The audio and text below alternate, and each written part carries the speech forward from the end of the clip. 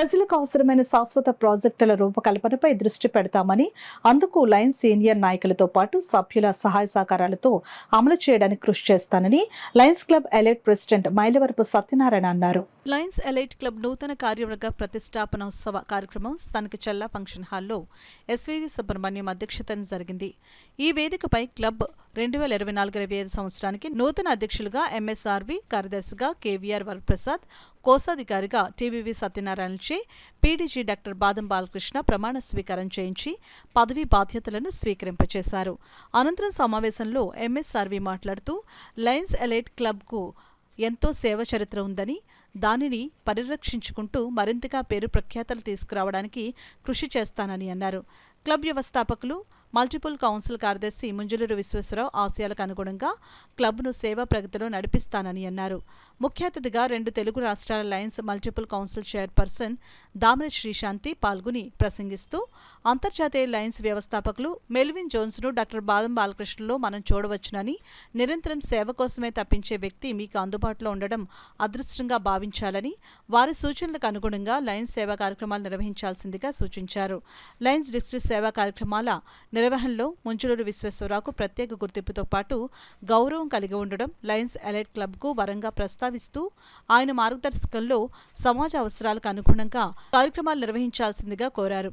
ప్రధాన వక్తగా పాల్గొన్న కేంద్ర ప్రభుత్వ జల విజ్ఞాన సంస్థ సీనియర్ శాస్త్రవేత్త డాక్టర్ ఎస్వి విజయకుమార్ మాట్లాడుతూ, మానవ తప్పిదాల వల్ల నేడు సమాజం ఎదుర్కొంటున్న అనేక సమస్యలపై ప్రజలకు అవగాహన కల్పించే కార్యక్రమాలు చేపట్టడం ద్వారా భవిష్యత్తు తరాల వారికి సురక్షితమైన నీరు, గాలి, వాతావరణాన్ని అందించిన వారమవుతామని, ఈ అంశంలో తమ సంస్థ కూడా పూర్తి సహాయ సహకారాలు అందిస్తుందని చెప్పారు.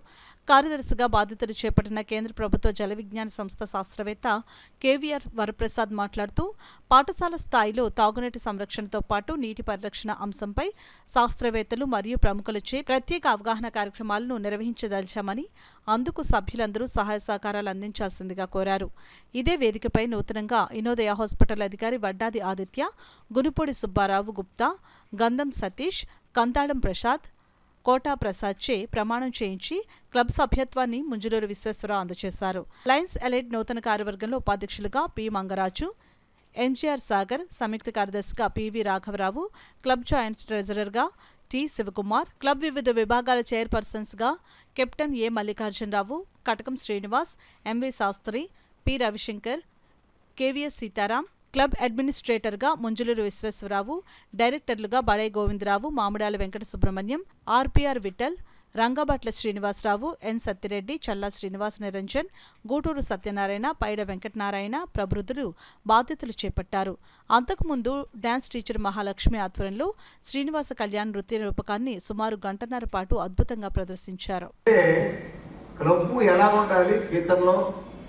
ఇప్పుడు చేస్తున్న కార్యక్రమాలు ఏంటంటే ఒక ఆలోచనతో మనుషుతో ఉంటుంది క్లబ్ని. వచ్చే ప్రెసిడెంట్లు కూడా ఏ కార్యక్రమం అయితే బాగుంటుంది, ఏ కార్యక్రమం చేపడితే మనకి ఎక్కువ మంది సర్వ్ చేయగలని చెప్పి చెప్తుంటారు. ఒక ప్రెసిడెంట్ ఒక కార్యక్రమం పర్మనెంట్ ప్రాజెక్ట్ చేపట్టినప్పుడు ఆ సంవత్సరం అవ్వకపోవచ్చు, కానీ ఆ ప్రెసిడెంట్ అని కూడా ఈ సంవత్సరం అయిపోతుంది తొందరపడుతుంటారు.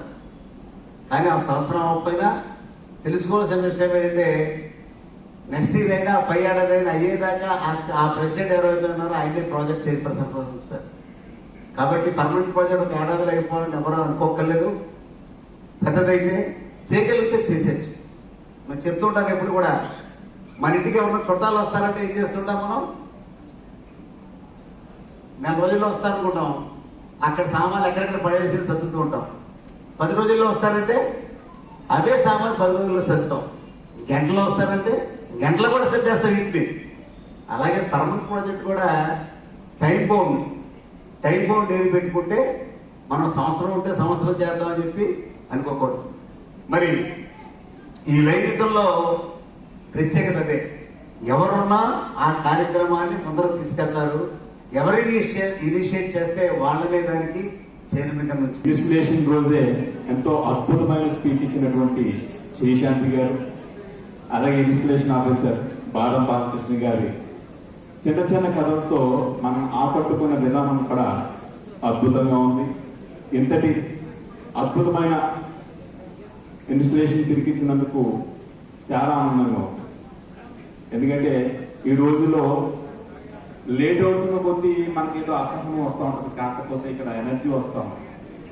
ఎందుకు వస్తుంది ఎనర్జీ అంటే మన ఎనర్జెటిక్ ప్రెసిడెంట్ వయసుకి పెద్దవాడే కానీ ఆలోచనకి ఆ చురుకుదనానికి 25 సంవత్సరాల వయసు అండి. మనం అందరినీ కూడా ఎనర్జీ ఇస్తూ అద్భుతమైన వాక్చాతుర్యంతో సభలో ఉన్నటువంటి సన్నిహితులందరూ కూడా ఎంతో ఎనర్జీగా ఉత్సాహంగా ఉన్నారు. రాబోయే రోజుల్లో కూడా లైనిజాన్ని కాకినాడ నగరానికి అలాగే 316P జిల్లాకి మీ యొక్క అద్భుతమైన పనితీరుతో అందరినీ ఉత్తేజపడతారని చెప్పి ముంజులూరు విశ్వేశ్వరరావు గారిని, రమా సుందరి గారిని బోస్తారు. నిజంగా ఇటువంటి లీడర్స్, ఇటువంటి కపుల్, ఇటువంటి సతీ సమేతంగా లైనిజంలో పాల్గొనడం అనేది నిజంగా లైనిజం చేసుకున్న అదృష్టంగా నేను చెప్తాను.